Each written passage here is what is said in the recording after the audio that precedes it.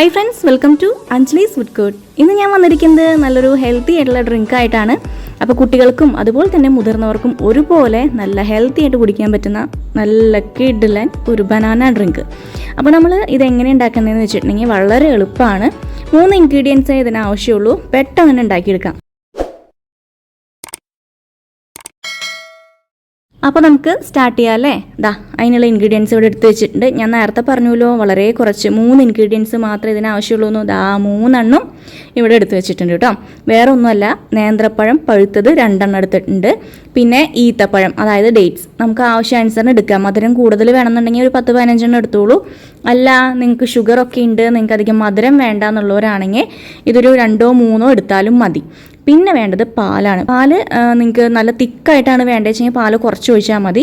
അല്ല, ജ്യൂസ് പോലെ കുടിക്കാനാണെങ്കിൽ കുറച്ചും കൂടിയും പാൽ ഒഴിക്കാം. അപ്പോൾ വീട്ടിലുള്ള എല്ലാവർക്കൊക്കെ ഉണ്ടാക്കിയെടുക്കാനാണെങ്കിൽ പാലും വെള്ളവും മിക്സ് ചെയ്തിട്ട് നമുക്ക് ഉണ്ടാക്കിയെടുക്കാവുന്നതാണ്. പ്രത്യേകം ശ്രദ്ധിക്കേണ്ടത് എന്താണെന്ന് വെച്ച് കഴിഞ്ഞാൽ നല്ല തണുപ്പിച്ചെടുത്തോളൂ കേട്ടോ, എന്നാലാണ് കഴിക്കാൻ ടേസ്റ്റ് ഉള്ളത്. നമ്മൾ ഷേക്കൊക്കെ കുടിക്കില്ലേ അതുപോലെ. പിന്നെ പറയാനുള്ളത്, പഴം അധികം പഴുത്തിട്ടില്ല വെച്ചെങ്കിൽ നമ്മളൊന്ന് പുഴുങ്ങിയെടുക്കുക. നമ്മൾ വേവിച്ചെടുക്കില്ലേ ആവി കയറ്റിയിട്ട്, അങ്ങനെ ഒന്ന് എടുത്തിട്ട് തൊലി കളഞ്ഞെടുത്താലും മതി. പിന്നെ നന്നായി പഴുത്ത പഴമൊന്നും അങ്ങനെ ചെയ്യേണ്ട ആവശ്യമില്ല.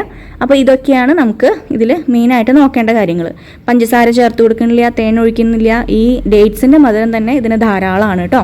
ഇനി നമുക്ക് ഇതെങ്ങനെ ഉണ്ടാക്കാമെന്ന് നോക്കാം. ഞാനിപ്പോൾ മിക്സിയുടെ ജാറിലേക്ക് പഴവും ഡേറ്റ്സ് ഇട്ട് കൊടുത്തിട്ടുണ്ട്. ഡേറ്റ്സ് ഒന്ന് കുതിർത്തിട്ട് കൊടുത്താൽ അത്രയും നല്ലത്. ഇളം ചൂടുവെള്ളമോ ഇളം പാലിലോ ഒരു 10-15 മിനിറ്റ് ഇട്ട് വെച്ചിട്ടുണ്ടെങ്കിൽ പെട്ടെന്ന് തന്നെ നമുക്ക് ഇത് നന്നായിട്ട് അരച്ചെടുക്കാൻ പറ്റും.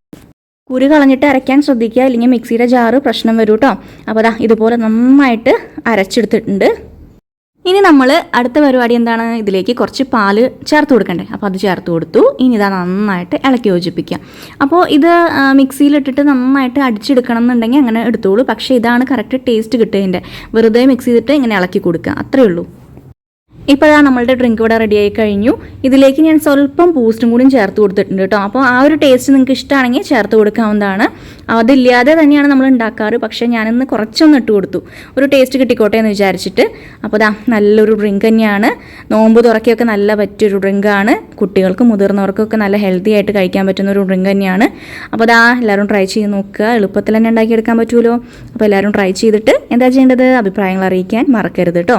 അപ്പോൾ ശരി, പുതിയ വീഡിയോ ആയിട്ട് തന്നെ വരാം. താങ്ക്